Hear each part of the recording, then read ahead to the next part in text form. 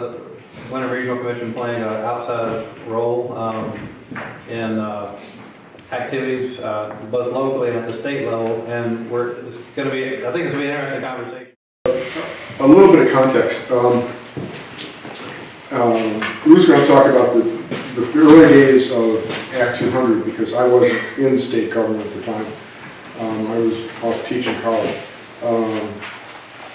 But my responsibility as Director of Planning at Department of Housing and Community Development was, as Director of Planning, was to implement Act 200. So I ate, slept, lived Act 200. But I came on 2 years after the bill had been passed and was up and running. So Lou gets to talk about that.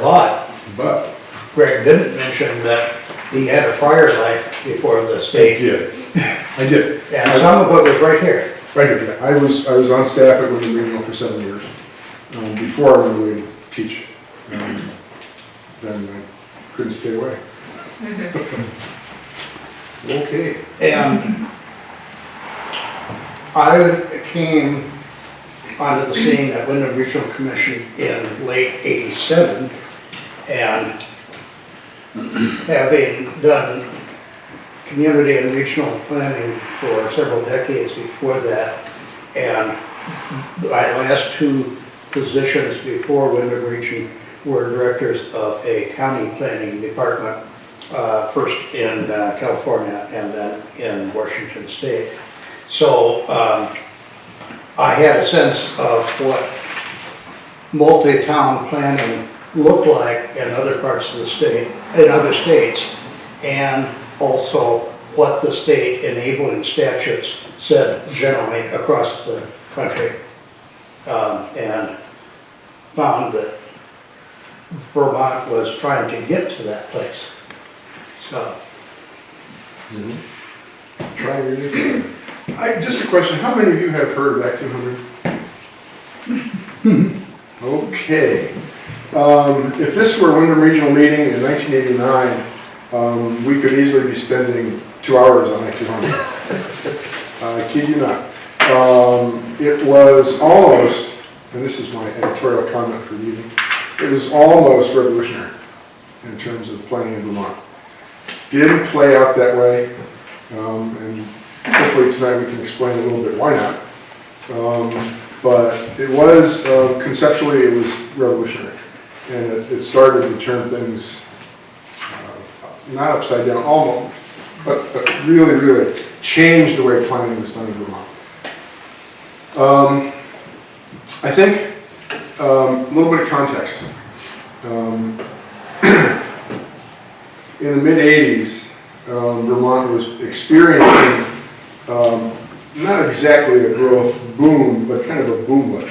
If you lived in Chittenden County, or if you lived in a town that was close to a ski area or other recreational facility, then you were experiencing growth. Multiplication of condominium developments in Dover, in Wilmington, in Stratton. Subdivisions like any other suburb would have in Chittenden County. But other parts of the state were not experiencing the same kind of growth patterns. They were still quiet, agricultural, or forestry. Not a whole lot of exciting stuff going on in terms of planning. But because, and this is a personal view, because the intensity of the change in path in the course of development focused in Chittenden County, where 25% of the state's population is, it got the attention of the legislature, and more importantly, it got the attention of Governor Madeline Kunin, because all this started on her watch.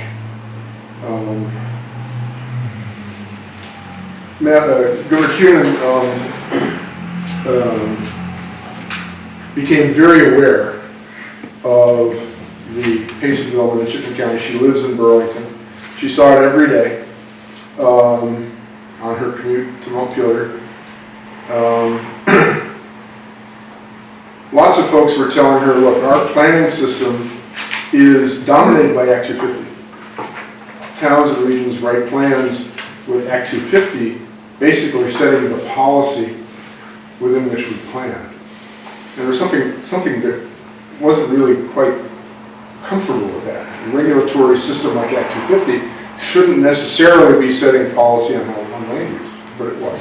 We didn't have, keep in mind, and you may remember when Bill Schmidt was talking about Act 250 last month. Act 250 was supposed to have 3 parts. It was the regulatory procedure that we know and love today, a capability and development plan that was supposed to explain, analyze and explain which parts of Vermont were suitable for what kind of development and what parts of Vermont shouldn't be developed at all. And then the third piece was to be a state land use plan. Well, Act 250 was adopted, the regulatory procedure was put in place, the capability and development plan was approved by the legislature, but when it came time in the early 1970s to do the state land use plan, the legislative alliance that supported the early Act 250 started rapidly falling apart. And he knows why. It did. In part because the national economy went to hell in a handbasket in the early 1970s. Some of us are old enough to remember the oil embargo and gas lines and all of that stuff. Gasoline, the price of gasoline went from 35 cents a gallon to over $1. That was shattering. And so a lot of people are saying, well, why do we need this regulatory stuff, all this control of land, when the economy's bad? Don't we want to just open the doors and let it happen? Isn't that better? Well, if you live in Illinois where there's nothing but flat land, maybe, but not here. So Act 250 didn't have the planning component that it was supposed to, and that was a significant handicap. The County administration became aware that if, and they were hearing this from not just from environmental groups, they're also hearing it from business people and developers who were saying, look, if we had a better planning system in Vermont, it was predictable, then Act 250 would flow much more smoothly, it would work better. It's in everybody's interest to have better plans that are better coordinated. Neighboring towns their plans are compatible. You'll hear that word again through the evening. Compatibility was important on plans, not only town to town, but also town plans being compatible with regional and state agency plans. But I'm getting ahead of myself. Let me contrast a couple of things there. What I found in terms of local planning when I came in '87 was not so much our towns kind of planned for Act 250, but even less than that, there was a model of what a town plan might look like. Bill Schmidt had worked on that. Greg had worked on that in the prior life. And towns, for the most part, were using that as their model and adding or subtracting little things that made sense to that town. Within Windham region, I don't remember what the count might have been, but there were towns with plans and a lot of towns without plans. And that's just the way it was. So the local planning was not evenly spread, at least in this region. Brattleboro had a fairly aggressive town plan. Rockingham had a town plan, and maybe half a dozen, maybe a dozen, but certainly not more than that, had these generic plans that they changed the name of the town and maybe added a section here or there or a policy here and there. So this was pretty radical idea for many of our towns here when they heard about Act 200. And the review was mixed from, we've done about a town plan for 150 years. We could probably do without one for the next 5. That, oh, you mean there might be money associated with this and serious interest in doing a better plan? To, I suppose, 1 or 2 towns who said, we have a fine plan and we'll change it based on what we think is important. We don't need the state to tell us what's important. We tell the state this is the way it should be. Greg spoke of Governor Cunan's role in developing the legislation. Actually, it started with the governor under her executive power only, naming a growth commission that toured the state, held hearings. She named every person who was on that committee, and I think there were 13 people. Our region was fairly well represented with 2 or 3 people, and that was sort of winding down late 1987. Act 200 was actually adopted with the 1988 legislative session, and I always found it interesting how in Vermont the legislative process starts with a bill. You probably remember this from junior high school, and goes through the process generally of both sides, both Senate and representatives, and then goes to the governor for signature. And if it passes all those, then it is given a number, an act number. And I wondered how they picked 200. Presumably it's consecutive, I guess, and there was 199 in front of it that were passed. But I have to believe that there was some thinking that this was the missing Act 250 piece called Act 200. And you could see the relationship. We had a hole, and now we're. So I mentioned that this was a governor initiative. They ended their project with a very nice colored, not this, but a real publication. And then the legislature took hold of it. And there were a group of senators who bird-dogged it from start to finish. And that included Senator from Windham and maybe a half dozen other senators who were very actively working the legislature towards an adoption.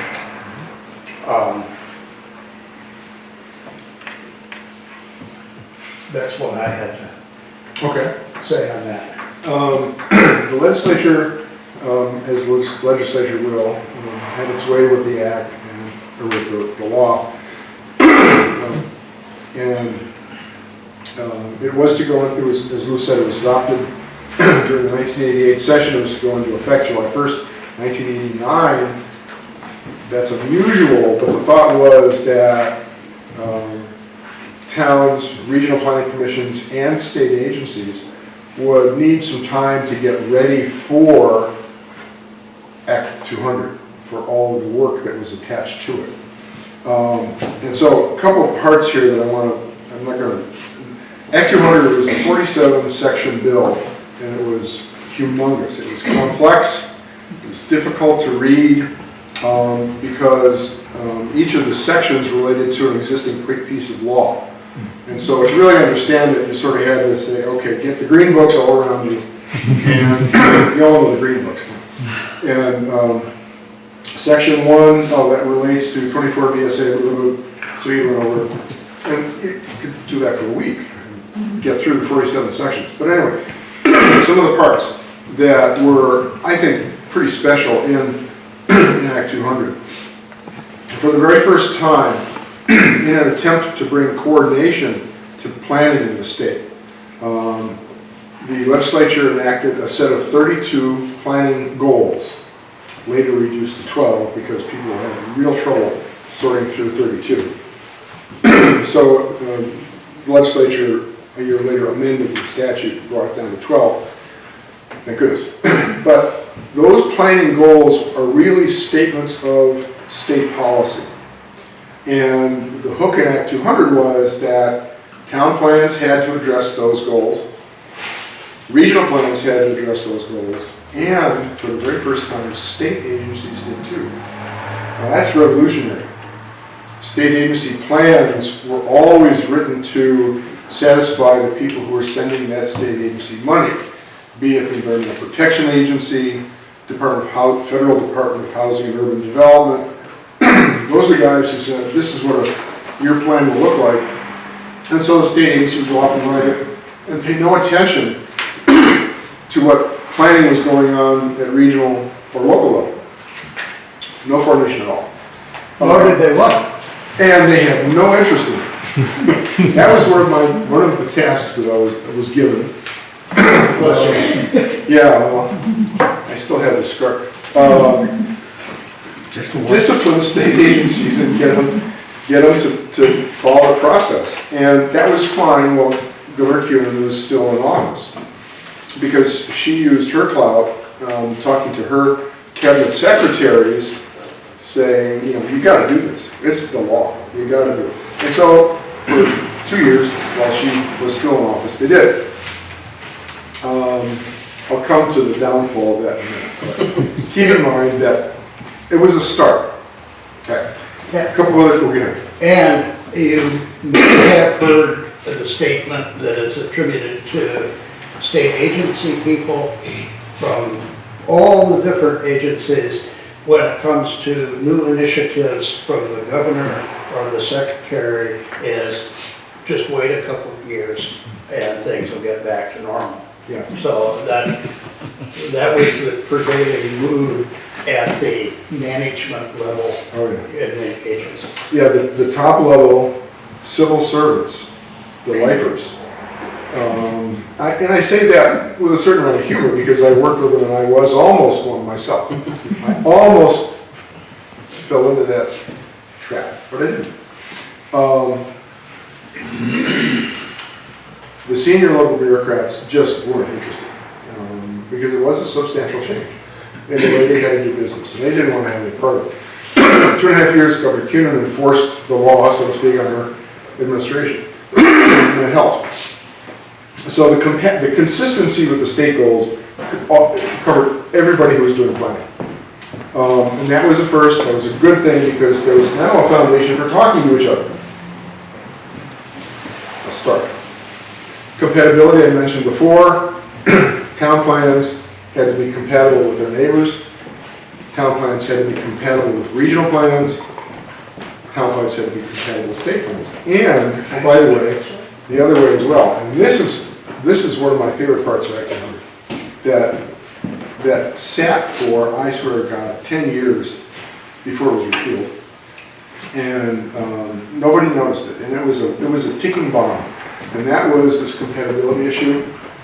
The law required that state agency plans be compatible with town plans that had been approved by the Regional Planning Commission.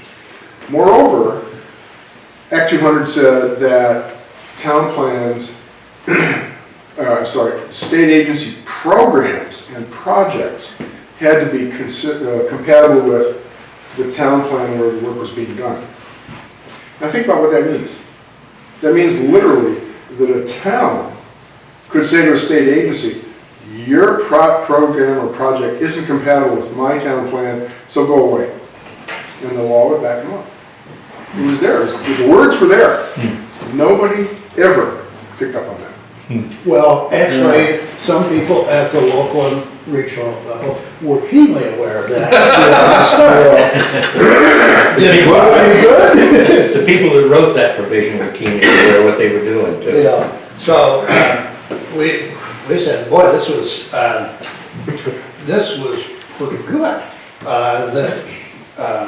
Not only are we going to help the state by being compatible with their policies, but they're going to be compatible and consistent with our policies, and we should all live happily ever after. Didn't happen. I want to back up on one thing on the legislation, and even on the governor's select committee. And I think it may be a trait that we can find other places in Vermont. There were 2-3 pages of good policy, namely the planning goals that we were all to subscribe to. And the rest of it was process stuff. Vermont is very big on process, and almost to the point of, if you got a good process, you don't have to worry about the goals and policies. But it is very cumbersome, as in many other programs, and it was hard to get over that. That was one thing that at the time you and I did agree about. And we agree completely about it now. Act 200 was the most cumbersome bureaucratic beast that I've seen in a while in terms of trying to implement and make the machinery turn in the way that the law wanted it to. It was very, very difficult. And we won't get into that because that's not fun. But it was very complex and not so much. One of the good parts about Act 200 also was that it was supposed to acknowledge the fact that all of this new planning activity that was supposed to go on needed financial support. And the legislature and the governor in 1988, when the act was passed, did put money on the table to make things happen. There was an increase in the property transfer tax. That all the revenue from that increase was supposed to go into a municipal and regional planning fund, a special fund. A trust fund. A trust fund, yes. Wow. The proceeds of the fund were supposed to be distributed to regional planning commissions and to municipalities. For the first time ever, towns got money to do planning. And, oh, by the way, it was an entitlement. The checks went out the door automatically. Towns didn't have to do a thing. I'm not, try to say those words in the State House today, and they'll run you out of town. But it was done that way. And that was one of the joys I had to administer, was making sure that everybody got their money and making sure that they sent back this very simplistic sort of report telling us what they were going to do with it, or what they did do with it. And the law did sort of constrain the use of the money. Just to give you a sense of what we're talking about in terms of dollar volume, in 1989, the appropriation for municipal planning was $1.5 million. In today's dollars, that would be, here, $2.7 million. Just for towns. Regional planning commissions were also supposed to get $1.5 million. In the case of regional planning commissions, the law stipulated that the money was to be, the appropriation, $1.5 million, was supposed to be distributed according to a formula. And the formula was based on 3 elements, as I recall. One was the number of towns. The second was the population of the region. And the third was, I think, the number of approved plans. That's something? Yes, That's what it is now, yeah. Yeah, okay. So that was the formula. And in fact, regional commissions were invited to help develop that formula. And, And amended yes, in future years. yes. So, you know, it was It one of made our those, heads big. it was one of those rare occasions where the state put money on the table to, for other units of government to do things that the state wanted to do. It's a very rare phenomenon. Unfortunately, it didn't last very long, but the legislature, well, let me go back one step. As you move into the early 1990s, Madeline Kuhn steps down in 1988. I'm sorry, 1990. Dick Snelling is re-elected governor in 1990. Meaning he was governor once before. Yeah, he had two or three successive terms before Kuhn was governor. She served for 6 years. He served 8. Pardon? He served 8. He served 8. It's fortunate. He came back because he was totally upset about the deficit that the state was falling into. Dick Snelling served until August of 1991 when he died. Had a heart attack at his home in Shelburne and died.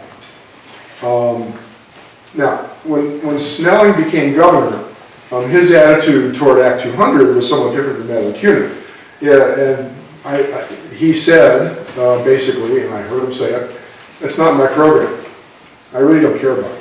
I'm not going to disassemble it the way some people want, but I'm not going to knock myself out of it either. It's, you know, the legislature can do what it wants. Well, okay. But, I don't know if you may remember this, in the early 1990s, there was a very serious financial downturn. State revenues crashed, basically. And by 1991, and certainly in 92, we were looking at very, very serious deficits in the state budget. It sounds like I could be talking about today. It's perennial, but it hit Act 200 very, very hard. Hold that thought a second, and I want to go back to one other thing. Act 200 was never the most popular, well-loved law that the Vermont legislature enacted. As a matter of fact, there was a huge amount of citizen unrest. Is that too strong a word? And opposition to Act 200. And it became a signature debate that was in the news, television, radio, newspapers, and meetings like this one. Many people feared that Act 200 was a step the state was taking to really seize control over local land use decision making. And they bitterly opposed that notion. I mean, you all understand Vermont the way all of us do. There's a very, very strong tradition in the state of local control. It is sort of the lifeblood of Vermont politics. And many people really feared that Act 200, cooked up by those folks from Chittenden County, by God, was designed to really undermine the tradition of local control and replace it with decisions made in Montpelier. And that's what they look at the goals and they say, well, we don't care about those. Our town has a plan that does others, we don't care about that. They look at the money. Some of the towns were so upset with what they perceived as this high-handedness by the state. They sent the checks back uncashed. And it was very, very strange. I get in my morning mail 2 envelopes and there'd be a check from the state of Vermont in there with a rather unpleasant note. Good way to start the morning, you know. But that opposition was vocal. It was constant. And it really did make a difference in the way Act 200 played out, the way the Act was implemented. Dick Snelling indicated that he wasn't going to repeal or support any legislative move to repeal the act. He just didn't want to think about it. He had other stuff on his mind. When he died, our new governor was Howard Dean. Dr. Dean was a very interesting guy. I had the pleasure of working for him for 5 years as Commissioner of Housing and Community Affairs. And, you know, he has one major flaw. He doesn't believe planning is very effective. And he thinks local planning and land use regulation is really a waste of time and money. Keep in mind, Dr. Dean came from Chittenden County, where in some towns that's true. Not here. And so... And you may want to mention, if you didn't already, that you have Chittenden experience. Yes, too. I have to confess that I did work in Chittenden County for 5 years. I apologize. As the RPC. As the RPC. I needed a job because Governor Dean decided he was going to run for president. I was out of a job. And so the folks at Chittenden County decided, oh yeah, come on. So yeah, I throw... But you know that part of the state. I do. And every once in a while I throw rocks at Chittenden County, but I do it with love in my heart. It is Vermont, ladies and gentlemen. Contrary to popular belief, there are towns in Chittenden County that don't have sidewalks. And they have less than 1,000 people.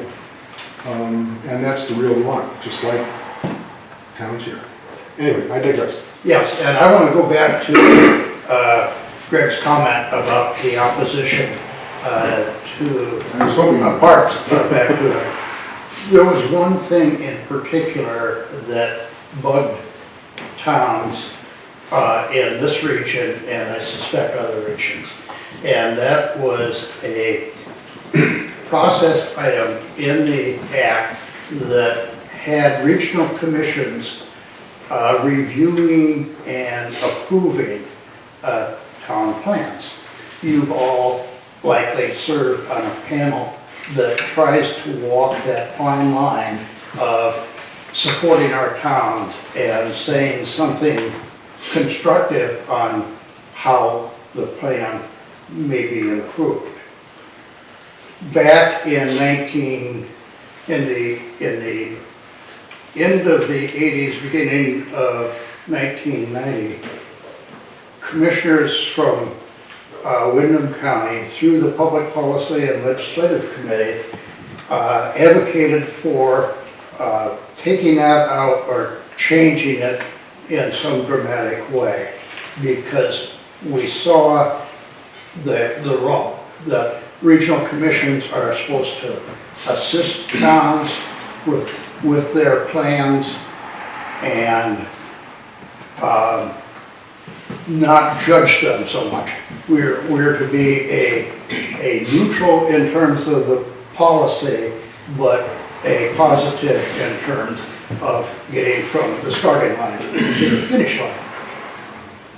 So we saw that as a problem, testified to it, but it stayed in. And I think that in this part of the state was led up to that opposition among some people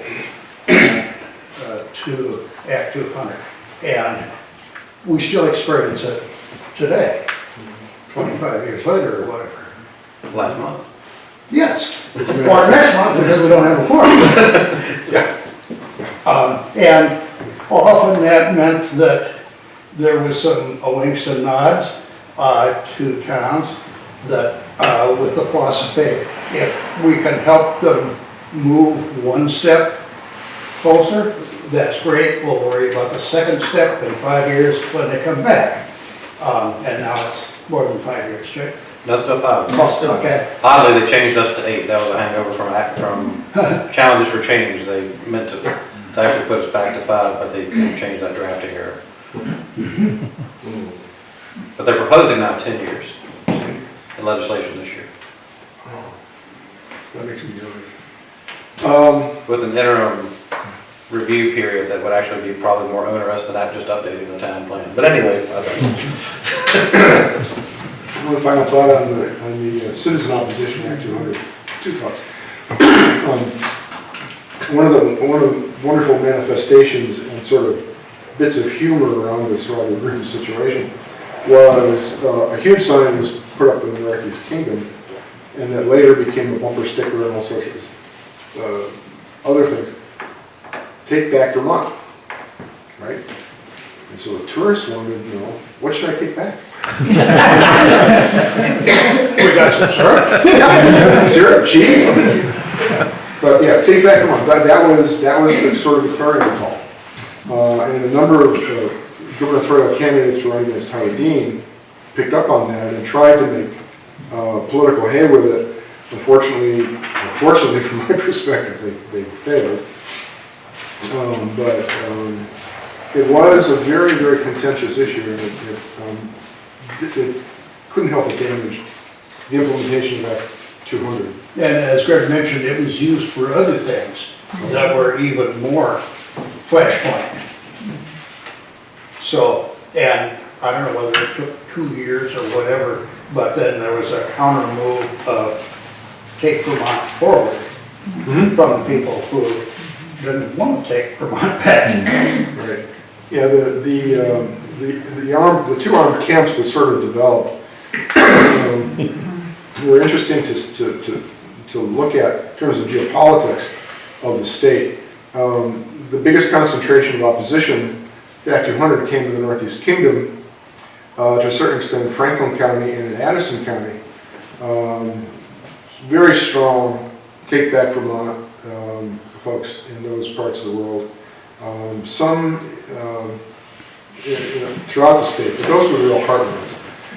The supporters of Act 200 tended to be communities in Chittenden County, where growth was a problem, growth management was a necessary tool that they wanted to have available so they could have a more orderly kind of development.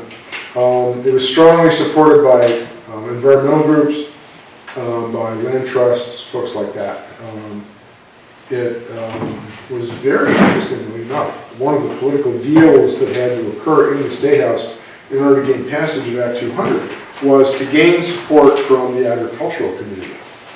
And the legislature, in their craftiness, figured out, we know how to do that. And so they created the Vermont Housing Conservation Fund and the Vermont Housing Conservation Board, which is still with us today, and does very, very powerful and important work in terms of land conservation, agricultural and forestry development. And so from my perspective, that's one of the best legacies of Act 200. It doesn't have much to do not much to do with land planning, but it is a very, very important part of land use thinking and implementation today throughout the state. I have to tell one more part about the money problem. Governor Dean was socially very liberal, fiscally extremely conservative, and he was ruthless when it came to balancing the state budget. Now, when my department, Housing and Community Affairs, had been the vehicle to provide money to regional planning commissions since 1968. We always did that based on a grant agreement. We paid 50% upfront at the beginning of the fiscal year, and 50% upfront at the midpoint of the fiscal year. When it came time under the Dean administration, I think it was in 1994, 93, 94, for my department to give up its pound of flesh to contribute to balancing the state budget, I was called up to the Chief of Staff's office and said, well, here are the cuts you're going to have to make.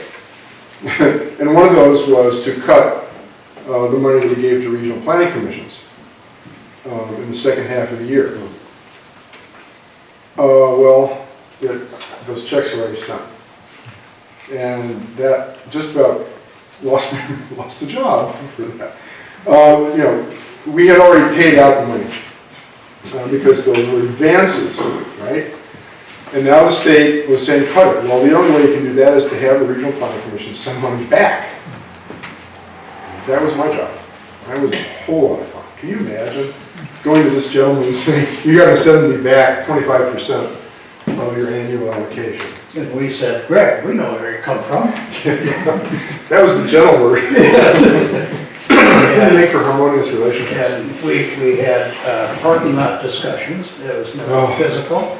No. But the only thing that we could agree on in the end was that we answered to different losses.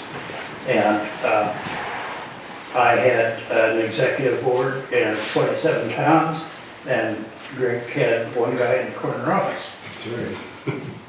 So did you send the money back, Lou? I don't think we did. Yes, you did. We did? Yeah. Every region did. They sent the money back. Some, again, with those little love letters attached to the check. Got a lot of it. Well, some of it was already spent. Well, yeah, I know. And so I didn't, from some regions like this one, we didn't get back everything that we were looking to get back, because the commission had already made commitments and the money was there, you know, they had spent it, just like I had quote unquote spent it. But we were supposed to, you know, yes. What would the state have done if the towns had refused to send the money back?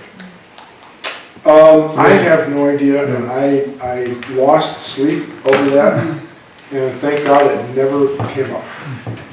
And I think by Because that frankly, time, that probably might have led me to resign. You know, you can do this kind of stuff for so long, and then, But usually what happens in those cases is, as Greg said, it's already been done. The pound of flesh will get paid, and it's usually in the next Appropriations Act, Okay. where, what is it you're supposed to get? Well, you're only gonna get 50%. Minus, yeah, okay. well, you know, and actually, if you fast forward to 1996, 97, and 98, the deficit was so bad, and the governor really didn't believe in local planning, that the legislature zeroed out municipal planning money. There wasn't any for those 3 years. And when the money did come back in 1998, instead of going out the door as an entitlement, it was a competitive grant program like we have today, municipal planning grants. So that's how it evolved from an entitlement where we just sent money out the door to a very low level appropriation for statewide. That's very, very competitive.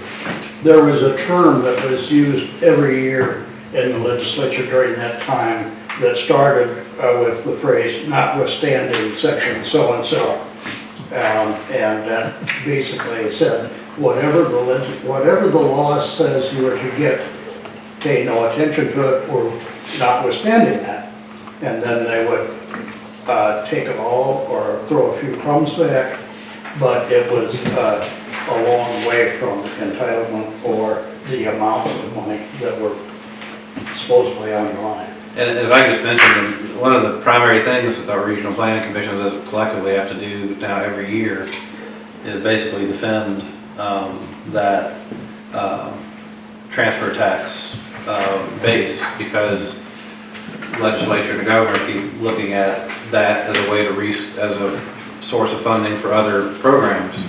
And so I believe that not this year, but last year it was, we were almost in a position where we're going to have to argue, is it resources for homelessness or funding for regional planning commissions? I mean, it's that kind of thing. And so it's not, that battle is not over every year. It's a perennial fight to try to protect our piece of that.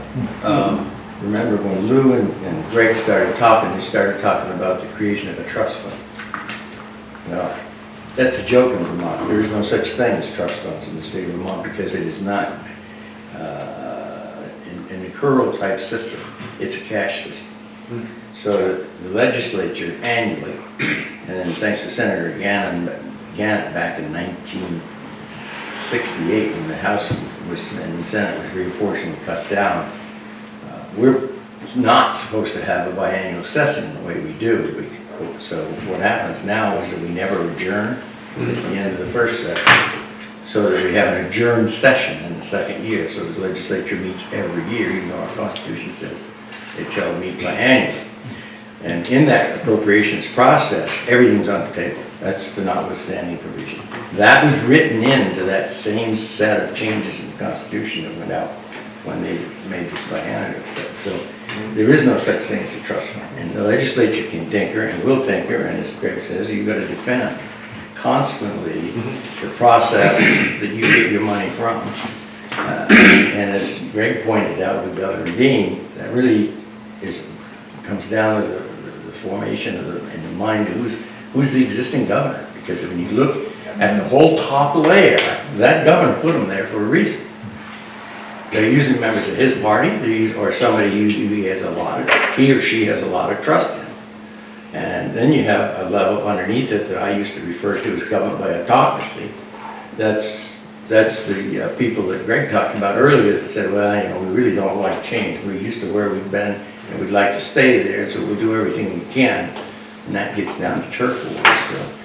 Yeah, this is not a really clean process, but it's better than most other processes. I haven't spent 8 years in it myself. Actually, 10 years, because I was a commissioner for 2 years after I spent 8 years in it. And we heard folks like Norm saying that there is no such thing as trust fund, but we said, well, here's the law, and this is where the legislature used the word trust fund. Yeah.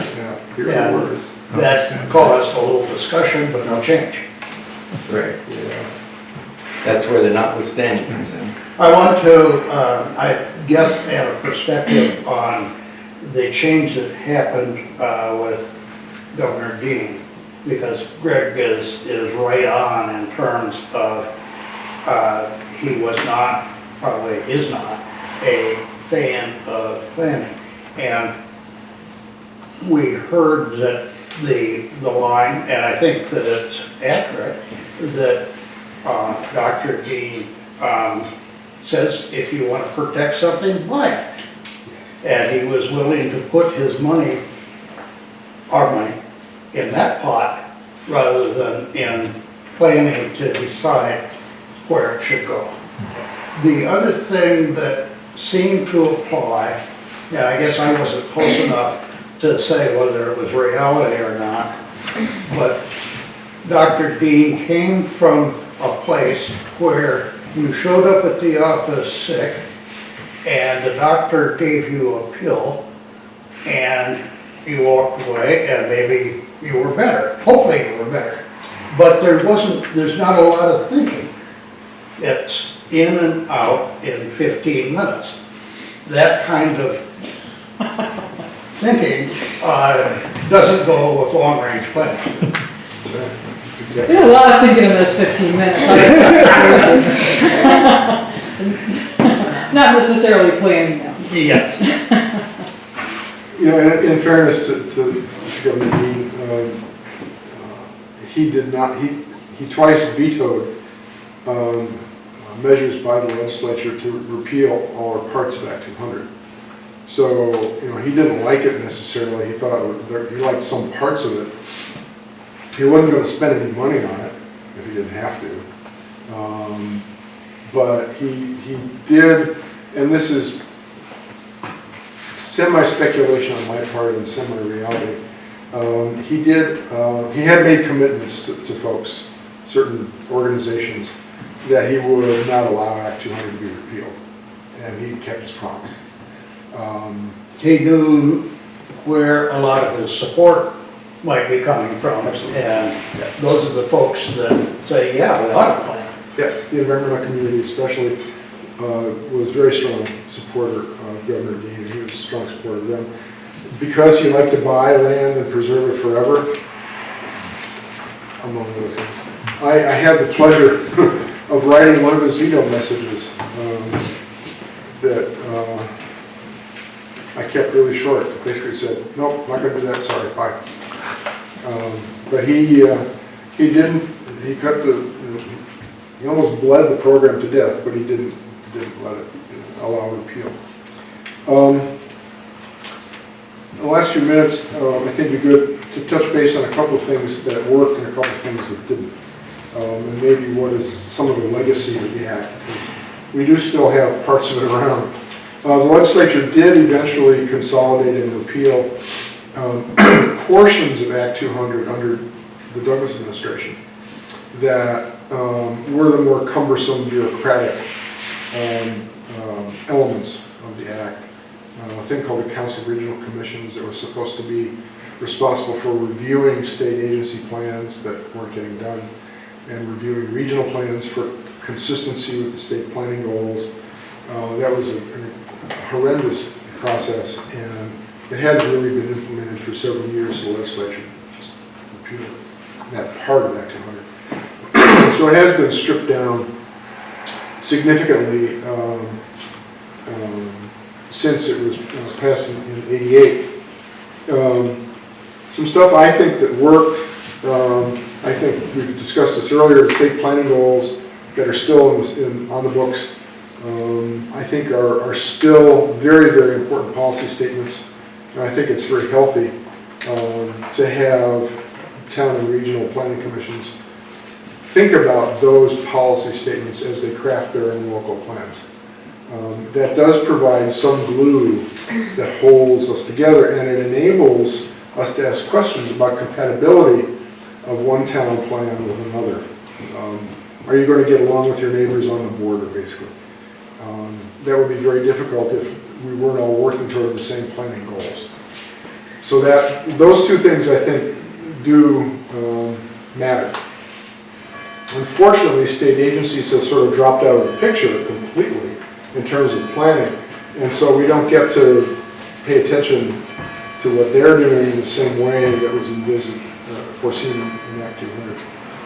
I want to comment on the planning goals that are still there. I think one of the reasons that they're still there and that they aren't the flashpoint so much anymore is that they were originally, the work was good by the Governor's Commission on Growth, and they were policies that the majority of Vermonters would ascribe to. So we really do believe in a compact settlement style separated by resource lands. And if we took a poll of the citizens of Vermont today, it would probably be right up there. But maybe not some of the others so much, but at least that one, which was planning goal number 1. And probably some of the others too, in terms of efficient transportation systems and protecting natural resources and providing affordable housing are worthy goals. Yeah, I agree. I think they would, if put to a vote, for example, I think they would still stand up. I think as I said, the Housing Conservation Board was and continues to be a major player. I think one of the other little voices that's still a positive one is municipal planning money. It's scarce, it's hard to get, but at least there's some. And that's a lot better than it was before 1988. I don't think we're ever going to get back to where we were in terms of Act 200 money, but the fact that the legislature carries it on the books and appropriates dollars to it on an annual basis is, I think, a very important thing.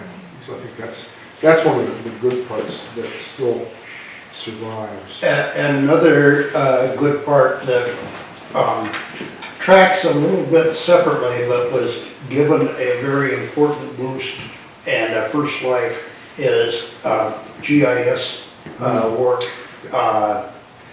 at the regional commissions, some at the state level, and programs that eventually came to the point where towns can use directly. At the start, it was GIS is wonderful, we can make pretty maps. And we've gotten to the point where GIS is important because it analyzes data and presents options. So that is a secret good thing that happened out of it, and I assume that there's still some support, financial support at the state level, or not? It's just part of our general contract, and I don't know how they're faring the Joint Fiscal Office had proposed eliminating the Vermont Center for Geographic Information, which was like almost a standalone nonprofit. Yes, it is. It has, this year was merged with Agency of Commerce and Community Development, and I don't know if I would assume their funding has been restored, but we still, the challenge is still kind of resourcing statewide data and mapping, collection. It's important that this is going to sound real arcane, but it's important that there are some statewide data standards so that all the different things that the different RPCs are analyzing, different state agencies, we're all kind of following the same protocol so the different mapping products can talk to each other. And one of the big ones where I hope we're making more progress, and I'm not exactly sure where this stands this year, is parcel mapping in the towns, because most states have kind of modernized that whole process. You just kind of take it as a given that you can go to a computer anywhere in the world and call up the parcel data for some parcel in any state, but we're still catching up to that. The quality in different towns varies considerably, but that's actually a very important economic development tool too. And during the 90s, regional commissions were probably the best, clearly GIS thinking and advancing the science and the art around Vermont. There were a few private consultants that knew how to use it and had the money to do it, and state agencies gradually came online, but their primary role to start with was setting standards. And that was a good thing. Absolutely. I couldn't agree with Lou more. I think in that period of time, through the 90s, especially the early 90s, regional planning commissions were the pointy end of the spear in terms of making GIS work and advancing the science in Vermont. The state organization that was looking after GIS was sort of, as Lou said, they were focusing on standards, and they weren't necessarily thinking about how the tool could be used more effectively in the field. That happened here. That happened at the regional level. And our GIS guys do some pretty remarkable stuff, frankly. They really do. So, go ahead. Well, our hour's up, and we didn't get to that section of what went wrong with Act 200, but you've gotten a flavor of several things that Greg and I believe didn't go as planned. Some of them, it's a good thing they didn't go as planned, and some of them. I agree. I want to put two more thoughts on the table for you. One is pretty straightforward, and I think we all recognize it. One of the legacies of Act 200 is that there is an ongoing political danger associated with the town plan approval process. That's a bomb waiting to go off. Not here in some other region, but there's going to be a time when a town and an RPC draw lines in the sand. And that will be really unfortunate. But the law creates the playing field that enables that to happen. Like I said, I look at it as just a bomb waiting to go off. We flirt with it around here in the Windham region from time to time. There was a time back in the early 90s when one of our towns, which will remain unnamed, did have a problem with approval by the Regional Planning Commission, and my agency was called in as kind of a mediator, which we were supposed to be able to do. I frankly, honestly don't remember how it all came out, but it's a serious, I think, a danger that lurks. The other thing that I think, the other legacy I think is more important, and I think much more important. And I think in an interesting way it comes out of, at least in part, the relationship that Lou and I had over the years trying to make this mess work. And that is, regional planning commissions developed a much stronger independent voice as a collection of units of government than it ever had before. The tradition before Act 200, as I saw it when I was here at Windham, was that we had a state agency that looked after us in the sense that they were the channel of money coming out. They helped in the legislature, they helped with the feds, federal programs, and they did sort of, not perfectly, but sort of were a voice for regional planning in state government. Act 200, I think, ended that relationship. I think what came out of it was much more a relationship of equals. Regional planning commissions, this is my personal view, regional planning commissions developed their own political identity in the state house and with the governor, with the executive branch, as organizations that needed attention because they were good at what they did. They contributed to making things happen in Vermont. They were their own voice in the state house arguing for money. I had to say to Lou, I can't go to the state house and argue for increased appropriations for you. If I did that, I'd lose my job, and the person they put in to follow me might be even worse. You never know. And I said, And you said, well, do some good while you can. We really struggled with that. We really did. But I think what came out of that struggle was a much healthier acknowledgement of the significance of regional planning commissions. And I think when the executive directors and chairs would march into the State House and sit down in front of legislative committees and testify on their own, very powerfully, what they're getting done and how this appropriation cut is hurting them and what they can do, et cetera, et cetera. That's so much more important than having some state agency guy go in there and say, yeah, these guys are important, you should give them some money. It doesn't, that's not nearly as significant. And I think, the fact that Lou and I argued and complained a bit, they had to step away from my department and do it on their own. And I think that was probably the best thing that ever happened. And it wasn't so much that we had to, but we wanted to. Well, yeah. We gotta speak for ourselves. Yeah, I agree. One quick little factoid. Since regional planning commissions were created in 1965, there have been 4 or 5 separate efforts to reduce the number to consolidate commissions. The worst one was pushed by HUD in the 70s. They wanted to reduce, there were 13 RPCs at that point. They wanted to cut down to 5. They couldn't understand why a state like Vermont, so small, needed all those RPCs. They never saw hills and mountains. Thank you very much, folks.